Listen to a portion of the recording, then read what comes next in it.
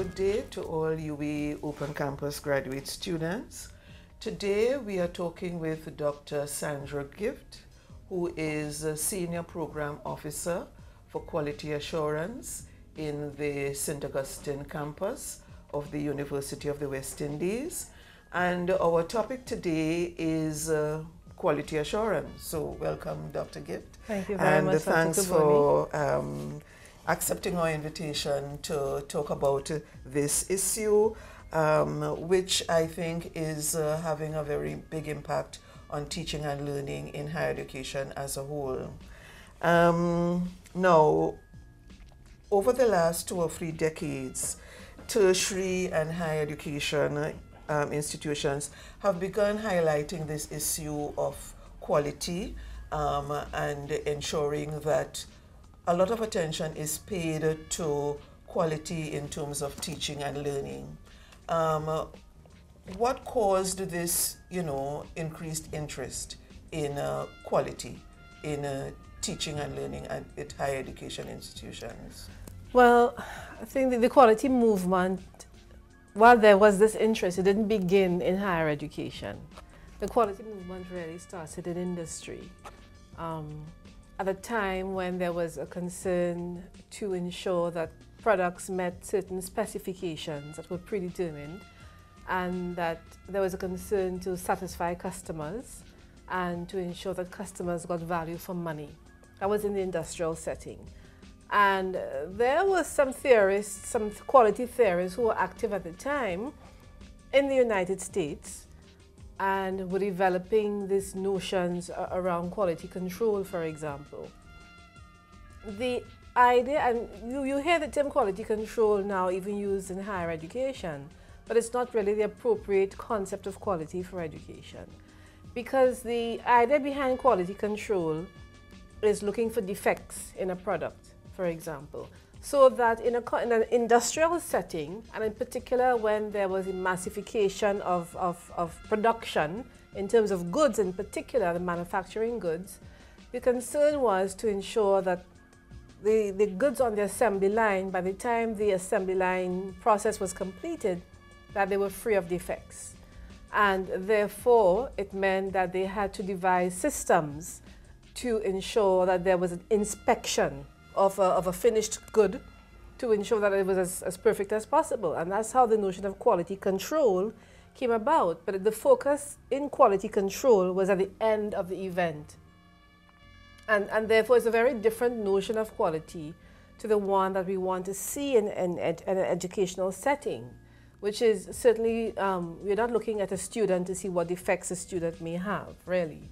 And so in the industrial setting, that was a notion. And it really, I think the success of that approach to quality was realized in Japan, when Edward Deming was invited to Japan to, as part of their reconstruction process, to implement his quality ideas. And it was a great success there.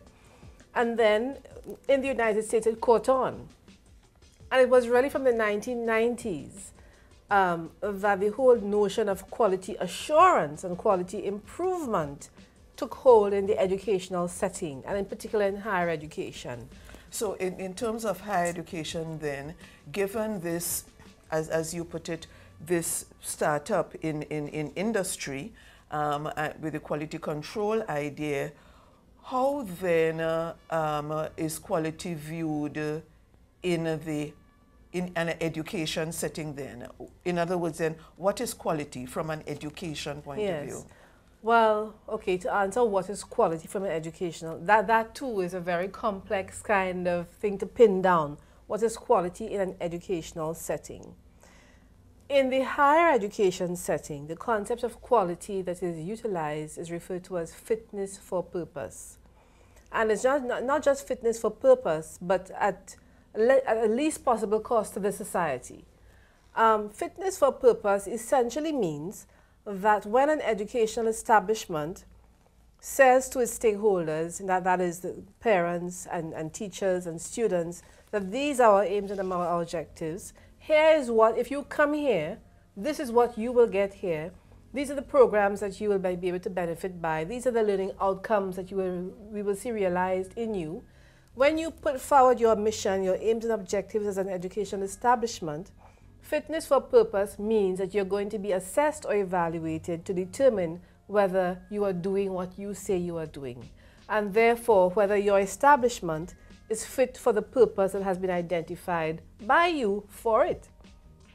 And therefore, it means then, in the context of higher education, evaluators will be asked to take an objective eye and assess the extent to which your goals are being realized, the curriculum is what you said it would be, that the learning objectives are actually documented, that they're clear, that they're transparent to everyone, that assessment is being conducted along the lines that you indicated to the students it would be, that the resources that you said that you have do exist, and they are the kind of standard and quality that you said you do have them, and that you do have in place systems and procedures to monitor quality across the board.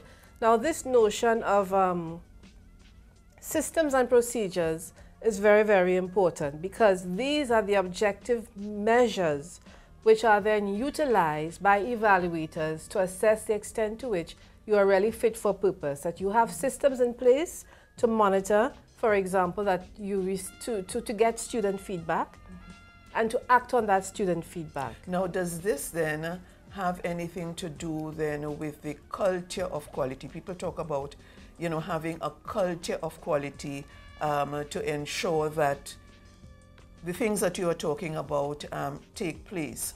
Does this have anything to do with ensuring a culture of quality? Yeah, well, again, yes, it does. And I would also say that a culture of quality is also something that will vary from institution to institution.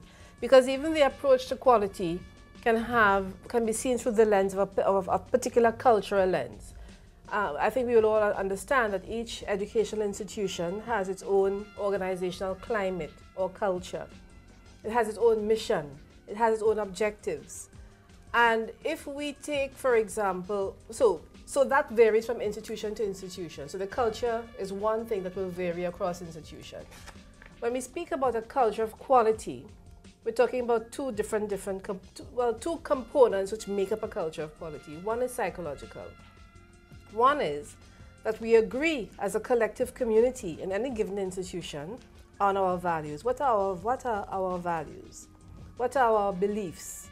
What are our objectives? Do we have a shared commitment to quality in terms of aiming for excellence? So that's one dimension, the psychological.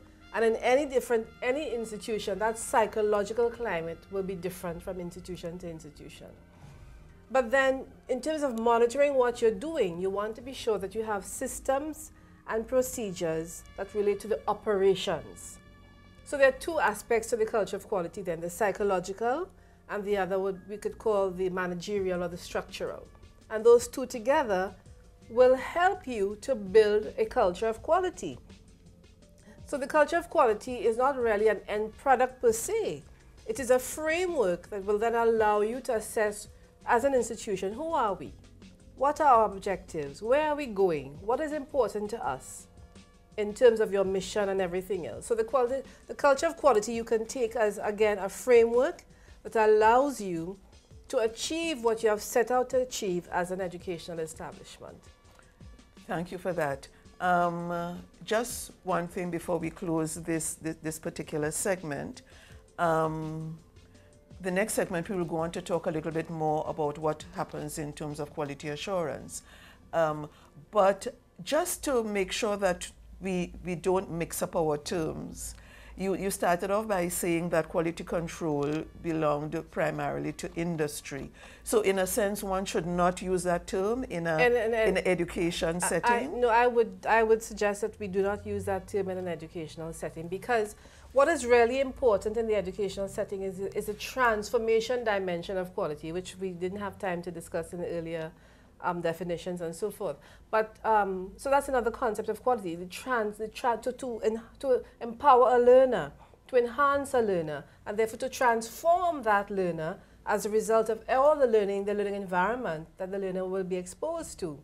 So the transformative concept of quality is taking the fitness for purpose concept a little further It's not just saying you have to comply in terms of showing you have procedures and systems to do what you do, but you're concerned with adding, with improving. You're concerned with a process that makes the learning environment better and that therefore adds value to the student and to the community in which that student is located. Okay, we will take up that transformational, I like the word, that transformational aspect of it when we come back in our second segment. Okay, Thank you. Sure.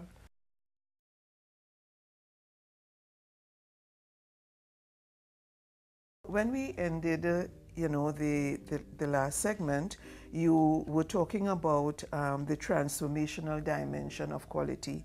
I thought it was an interesting point, and I was wondering if you could give a, you know, tell us a little bit more about that before we get into this part of the interview. Right. The fitness for purpose concept, while it does address aims and objectives of a program that also imply demonstrating the relevance of the program, implicitly it requires demonstrating that the institution or program has complied with systems and procedures expected to be in place in a higher education institution. The transformative dimension of the concept of quality addresses the softer elements. So you want to be able to demonstrate, for example, that you do have systems and procedures in place, but in terms of customer care, in terms of student-centeredness, in terms of what they call the softer dimensions of quality assurance, that demonstrate that you have at the heart of quality a concern for students, not just the systems, but the actual experience, and therefore that the whole experience that the students will have at your institution is one that will really empower them, him or her, that will enhance the student, and not just the student, but as a result of having graduated from your institution, the skills, the attributes, the values and belief systems that the student will have will also transform the society in which the student will be located.